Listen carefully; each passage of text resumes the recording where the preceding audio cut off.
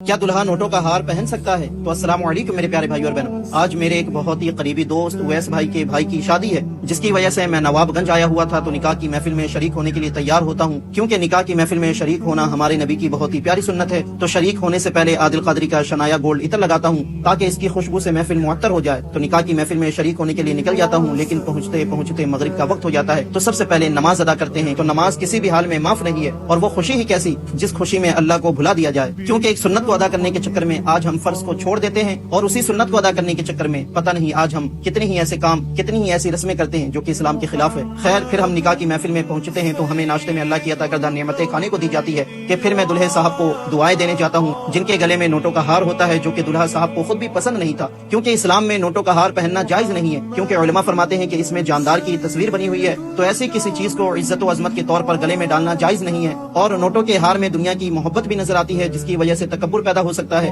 اور دوسری چیز یہ کہ یہ اسلام کا حصہ بھی نہیں ہے، کیونکہ نوٹوں کا ہار غیر مسلم پہنتے تھے اور آج بھی فخر کے طور پر پہنتے ہیں، اور ہمارے نبی فرماتے ہیں کہ جو غیروں کا طریقہ اپناتا ہے وہ ہم میں سے نہیں ہے۔ اس لیے مسلمانوں کو نوٹوں کا ہار پہننے اور پہنانے سے بچنا چاہیے اور اسے ختم کر دینا چاہیے، اور اسی وجہ سے ماشاءاللہ سے یونس بھائی بھی اس ہار کو اتار کر رکھ دیتے ہیں۔ پھر مہر متعین کر کے مہر ادا کیا جاتا ہے، جس پر مجھے یہاں بہت ہی عجیب چیز دیکھنے کو ملی، جس پر میں انشاءاللہ ایک اصلاحی ویڈیو ضرور بناؤں گا۔ خیر، پھر ایجاب و قبول کرایا جاتا ہے۔ تو نکاح ہمارے نبی کی وہ عظیم سنت ہے جو دو محبت کرنے والوں کو معاشرے میں عزت دلاتی ہے، اور نکاح کے بعد کی جانے والی محبت کو اللہ سب سے زیادہ پسند کرتا ہے۔ تو النکاح من سنتی فمن رغب عن سنتی فلیس منی۔ تو پیارے نبی کی سنت کو اپنی زندگی میں زندہ کر کے اپنے محبوب سے جیسے چاہو محبت کرو۔ تو نکاح کے بعد مبارکبادی دیتا ہوں، اور تحفے میں عادل قادری کا AQ 365 عطر دیتا ہوں، کیونکہ تحفہ دینا اور لینا ہمارے نبی کی بہت ہی پیاری سنت ہے۔ پھر اللہ کی عطا کردہ نعمتوں سے ہماری مہمان نوازی کی جاتی ہے، تو میں بنا ایک دانہ ضائع کیے ہوئے اللہ کی نعمتوں کا لطف اٹھاتا ہوں۔